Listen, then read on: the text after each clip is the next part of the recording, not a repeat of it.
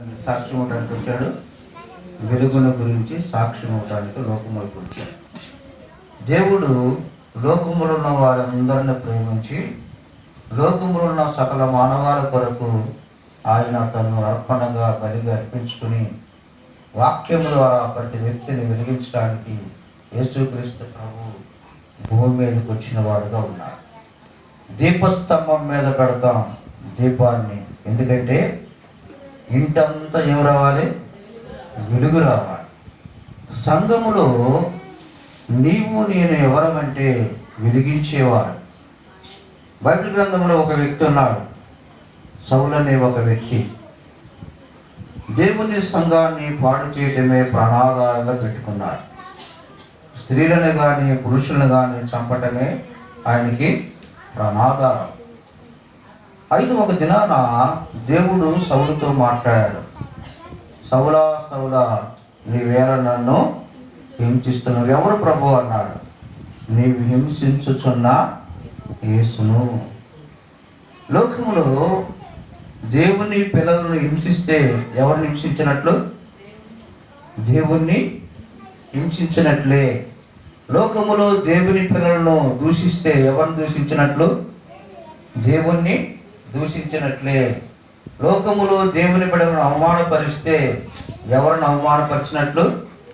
దేవుణ్ణి అవమానపరిచినట్లే. లోకములో దేవుణ్ణి ప్రేమించే వారిని, దేవుని కొరకు బ్రతికే వారిని ఇబ్బందులు పాలు చేస్తే ఎవరిని ఇబ్బంది పెట్టినట్లు? దేవుణ్ణి ఇబ్బంది పెట్టినట్లే.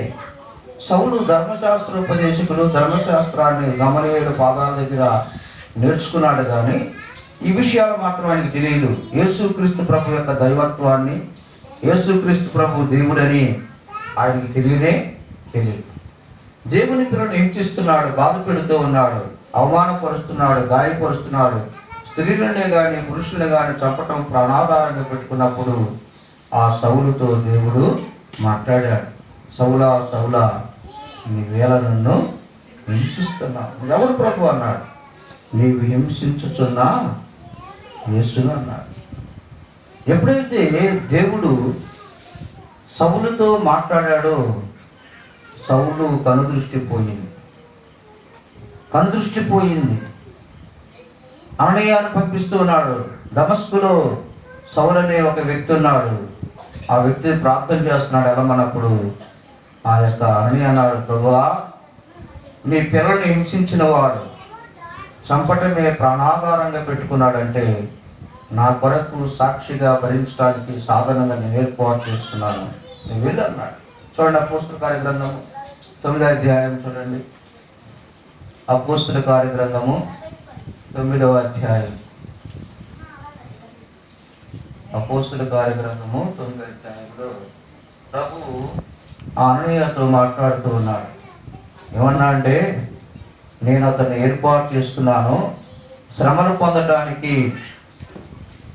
16 ఇతడు నా నామము కొరకు 9:16 ఇతడు నా నామము కొరకు ఎన్ని శ్రమలను అనుభవింపవలనో నేను ఇతను చూపుతున్నని అతనితో చెప్పాను. అననీయ వెళ్ళి ఆ ఇంట ప్రవేశించి అతని నుంచి చేతులుంచి, సౌలా, సహోదరుడా, నీ వచ్చిన మార్గములో నీకు కనపడిన యేసు నీ దృష్టి పొంది పరిశుద్ధాత్మ నింపబడినట్లు నన్ను పంపినట్టు చెప్పాను. అప్పుడే అతని కన్నుల నుండి పొరల వంటి రాలగా దృష్టి కలిగి లేచి బాప్తీసు పొందెను. తరువాత ఆహారం పుచ్చుకొని బలపడెను. దేవుడు హింసించుతున్న సౌలును మరి దేవుని బిడ్డలు ప్రేమించాడు. దేవుడు చెప్పినట్లుగా అననీయ వెళ్ళాడు.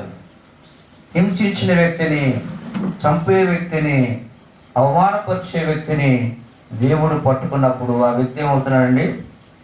దేవుని పాదాల దగ్గర మోకరించి ప్రార్థన చేస్తూ ఉన్నాడు. అతని కన్నుల్లో ఉన్న పొరలు ఏమైపోయినాయి? రాలిపోయింది. యుగ సంబంధమైన దేవత అవిశ్వాసులైన వారి మనోనేత్రాలను ఏం చేశాడు? గుడ్డితనము కలుగు చేశాడు. మనుషుల యొక్క పొరలు, పాపపు పొరలు రాలిపోవాలంటే దేవుని బిడ్డలు శ్రమలు భరించాల్సిందే. శ్రమలు ఓర్చుకుని ప్రార్థన చేస్తున్నప్పుడు హింసించే వ్యక్తిని దేవుడు ఏం చేస్తాడు? వెలుగులోకి నడిపిస్తాడు. యేసుక్రీస్తు ప్రభు లోకా సువార్తలో అపోస్తుల భక్తులు లోకాగా రాసిన సువార్త 2వ అధ్యాయం 30 వచ్చిన చదవండి. లోకా సువార్త 2వ అధ్యాయం 30 వచ్చు. అన్యజనులకు వెలుగుగాను ఇశ్రాయేలు ప్రజలకు మహిమగాను యేసుక్రీస్తు ప్రభు భూమి మీదకి పంపించాడు. యేసుక్రీస్తు ప్రభు అన్ని జనులకు ఏమై ఉన్నాడు? వెలుగు. అలాగే తన ప్రజలైన ఇశ్రాయేలుకు మహిమగా ఉన్నాడు. నిజంగా అన్ని జనులను వెలిగించడానికి, అన్ని జనులు ప్రభువులోకి తీసుకురావటానికి ఒక సాధనంగా దేవుడు పౌరుని ఏర్పాటు చేసుకున్నాడు. మనం ఎవరు అండి? అన్నిలో ఒకప్పుడు యేసుక్రీస్తు ప్రభువుని ఎరగని వారము, సర్ప సంతానము. యోహాను భక్తుడు అన్నాడు, సర్ప సంతానమా, రాబో ఉగ్రత నుండి మీకు బుద్ధి చెప్పిన వాడెవడు అని. యేసుక్రీస్తు ప్రభు వాక్యమైన దేవుడు మానవ అవతారం ధరించుకుని భూమి మీదకి వచ్చి కలవరి శిలువలో ఆయన ప్రాణం పెట్టడం ద్వారా అంధకార సంబంధమైన క్రియలో ఉన్నవారు మనం వెలిగించబడ్డాం. దేవుడు ఎందుకు నిన్ను వెలిగించాడంటే సౌలు ఒక సాక్షి చెబుతున్నాడు. అపోస్తుల కార్యగ్రంథం 26వ అధ్యాయం 18 వచ్చిన చదవండి, 16 నుంచి చదవండి. అపోస్తుల కార్యగ్రంథము 26 16 వచనంలో నుంచి సౌలు సాక్షులు చెబుతూ ఉన్నాడు ప్రభువుని గురించి. 26 16 వచనం నుంచి 16 వచనం నుంచి నీవు నన్ను చూచిన సంగతిని గూర్చి, నేను నీకు కనబోవుడు సంగతిని గూర్చి నిన్ను పరిచారకుని గాను సాక్షిగా నియమించుటకై కనబడి ఉన్నాను. నీవు లేచి నీ పాదములు మోపి నిలువుము. నేను ఈ ప్రజల వలన అన్ని జనుల వలన హాని కలుగకుండగా నిన్ను కాపాడుదును. వారి చీకటి నుండి వెలుగులోనికి, సాతాను అధికారమును దేవుని వైపున తిరిగి నా యందలి విశ్వాసము చేత పాపక్షమాపణ పరిశుద్ధపరచబడిన వారు స్వాస్థ్యం పొందినట్లు వారి కన్నులు తెరిచికై నేను నిన్ను వారి ఎదుట పంపదని చెప్పాను.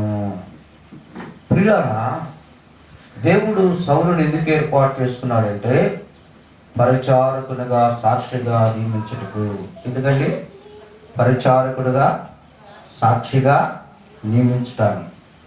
దేవుడు మనల్ని ఎందుకు నియమించుకున్నాడు? పాపముల నుండి, ఉగ్రతల నుండి, శాపముల నుండి, సమస్య నుండి దేవుడు మనల్ని బయటికి తీసుకొచ్చాడు. ఎందుకు తీసుకొచ్చాడండి? సాక్షిగా, పరిచారకులుగా ఉండటాన్ని. యేసు ప్రభు ఈ భూమి మీదకి ఎందుకు వచ్చాడంటే పరిచర్య చేయటానికి వచ్చాడు. పరిచర్య చేయించుకోవటానికి రాలా. దేవుని పిల్లలు ప్రాముఖ్యంగా ఏం చేయాలండి? ఏం చేయాలా? పరిచర్య చేయాలి. మన ఇంట్లో పని మనం ఎప్పుడు చేసుకుంటాం.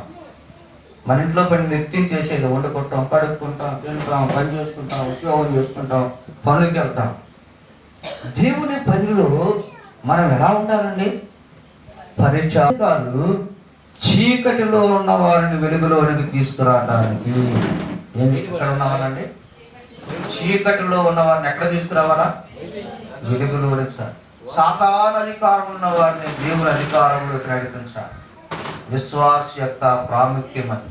సాతాను అధికారం ఉన్న వారిని దేవుని అధికారంలోకి 4 పాయింట్లు నేర్చుకోవాలి. 1 పరిచర్య చేయటానికి, 2 సాక్షిగా ఉండటానికి, చీకట్లో నుండి వారిని దేవుని అధికారంలో తీసుకురావటానికి. చీకటి అంటే సాతాను అధికారం. సాతాను అధికారంలో ఉన్న వారిని దేవుని అధికారంలో తీసుకురావటానికి. అంతేకాదు, మరి చీకట్లో ఉన్న వారిని వెలుగులోకి తీసుకురావాలి. వెలుగు ఫలం ఏంటో తెలుసా? వెలుగు ఫలం ఎఫెసీయులకు రాసిన పత్రిక 5వ అధ్యాయం 9వ వచనం. వెలుగు అంటాం కదా. వెలుగు ఫలము. ఫలం అంటే ఏంటంటే ఫ్రూట్, కాయ. వెలుగు ఫలము. ఎఫెసీయులకు రాసిన పత్రిక 5వ అధ్యాయం 9వ వచనం చదవండి. ఎఫెసీయులకు రాసిన పత్రిక, వెలుగు ఫలము సమస్త విధములైన మంచితనము, నీతి, సత్యమును వాటిలో కనబడుచున్నవి. వెలుగు ఫలం అంటే సమస్త విధములైన మంచితనము. ఏంటండి? సమస్త విధమైన మంచితనము, నీతి, సత్యం. ఇది వెలుగు ఫలం. వెలుగు ఫలం కలిగించాలి. నిన్ను ప్రేమించే వారిని ప్రేమిస్తే ఉపయోగము, నీ సహోదరుడికి వందనాలు చెబితే ఉపయోగము. అన్ని జనులు కూడా అలాగే చెబుతారు కదా. నీ శత్రువుని ప్రేమించు, నీ శత్రువుకు ఆహారము, నీ శత్రువు కొరకు ప్రార్థన చేయి. ఈ వెలుగు ఫల. సమస్త విధమైన మంచితనము. విశ్వాసి నేర్చుకోవాల్సింది మంచివాడుగా ఉండాలి. లోకం ఏమన్నారండి, ఈ అమ్మాయి చాలా మంచి అమ్మాయి, ఈ అబ్బాయి చాలా మంచి అబ్బాయి. నీతి కూడా ఉండాలి. నీతి తప్పేవారిగా, నీతిహీనుడుగా మనం ఉండకూడదు. సత్యము నెరవేర్చేవారిగా ఉండాలి. దేవుని వాక్యమే సత్యం. ఇది వెలుగు ఫలం. దేవుడిని ఎందుకు తీసుకొచ్చాడంటే వెలుగులో జీవించడానికి వచ్చాడు. దేవుడు లోకమునకు వెలుగై ఉన్నాడు. వెలుగు కలిగిన వారుగా ఉండాలి. యోహాను సువార్త 1వ అధ్యాయము 6వ వచనం చదవండి. యోహాను సువార్త 1వ అధ్యాయము 6వ వచనం నుంచి చదవండి. యోహాను సువార్త 6వ అధ్యాయము 1వ అధ్యాయం 6వ వచనం నుంచి.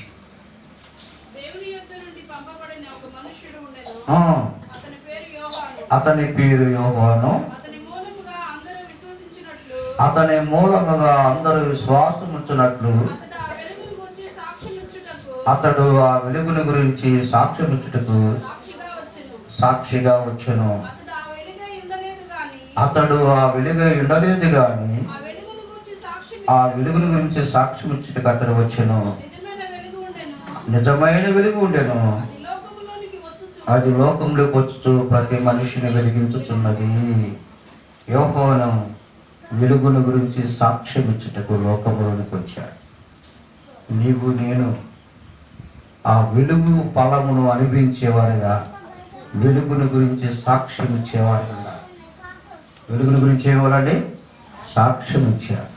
సాక్ష్యమిచ్చేదా మన యేసు ప్రభు దేవుడనుచు, సాక్ష్యమిచ్చేదా. సాక్ష్యమనగా కనిన వినిన సంగతులు గూర్చి చెప్పుట సాక్ష్యమిచ్చేదా. యేసు ప్రభు దేవుడని సాక్ష్యమిచ్చేదా. ప్రియులారా, ప్రతి విశ్వాసి యొక్క బాధ్యత యేసు ప్రభుని గురించి నువ్వు సాక్షిగా జీవించాలి. మంచివారిగా, నీతి కలిగిన వారిగా, సత్యము కలిగిన వారిగా జీవించాలి. కనుక ప్రభుని ఆరాధించే బిడ్డలు పరిచారకులుగా ఉండాలి. సాక్ష్యం ఇచ్చేవారు ఉండాలి. వెలుగునిచ్చేవారుగా, మరి చీకట్లో ఉన్న వారిని వెలుగులోకి తీసుకొచ్చేవారుగా, సాతాన అధికారం ఉన్న వారిని దేవుని అధికారంలో తీసుకొచ్చేవారు ఉండాలి. ఇది వెలుగు ఫలం. దేవుని హింసించిన సౌలు పౌలుగా మార్చాడు. బైబిల్ గ్రంథంలో ఆయన రాసిన ఉత్తరాలు 14 ఉన్నాయి. 14 ఉత్తరాలు ఈ సౌలు పౌలుగా మార్చబడి రాశాడు. నీ నా జీవితాలను నువ్వు ఒక పత్రికగా ఉండాలి. నీ జీవితం ఒక పత్రికగా ఉండాలి. నీ జీవితాన్ని చదవాలి. బైబిల్ గ్రంథంలో ఒక స్త్రీ ఉంది. ఆమె ఎవరంటే సమరయ స్త్రీ. సమరయ స్త్రీ ఆమె సుకారనే బావి యొద్ద ఎండవేళ సమయంలో నీళ్ళ కోసం వచ్చినప్పుడు యేసు ప్రభు అక్కడికి వచ్చాడు. ఆరాధన గురించి చెప్పాడు. అమ్మా, ఈ నీళ్లు తాగితే దప్పికొంటారు, నేనిచ్చే నీళ్ళు ఇస్తే నిత్య జీవముకై ఊరిని నీటి బుగ్గగా ఉంటుందన్నాడు. అయితే నాకు ఆ నీళ్ళు కావాలంటే నీకు 5 పెనిమిట్లు ఉన్నారన్నాడు. సత్యమని చెప్పింది. ఎవరంటే విగ్రహ సంబంధమైన ఆరాధన 5 విగ్రహాలు ఆయన జీవితాలలో ఉన్నాయి. 6వది రోమీది. ఇప్పుడున్నవాడు నీవాడు కాదన్నప్పుడు రోమా సామ్రాజ్యం కిందన్నది. అయితే సత్యమే చెప్తూ అన్నది. యేసు ప్రభు ఎప్పుడైతే ఆ మాటలు చెప్పాడో ఆమె అక్కడ వదిలిపెట్టి, వచ్చిన ఉద్దేశాన్ని వదిలిపెట్టి, నేను చేసినవన్నీ చెప్పిన వారితో నేను క్రీస్తు కాదా, ప్రవక్త కాదా, మెస్సీయ కాదని ఆమె ఆ ఊళ్ళోకి వెళ్ళి అనేక మందిని ప్రభు యొద్దకు తీసుకొచ్చింది. నీవు కూడా సాక్షివై ప్రభు కొరకు పనిచేసేవారిగా, అనేక మందిని నడిపించేవారిగా ఉండాలి. దేవుడి మాటలను దీవించును గాక. ఆమేన్.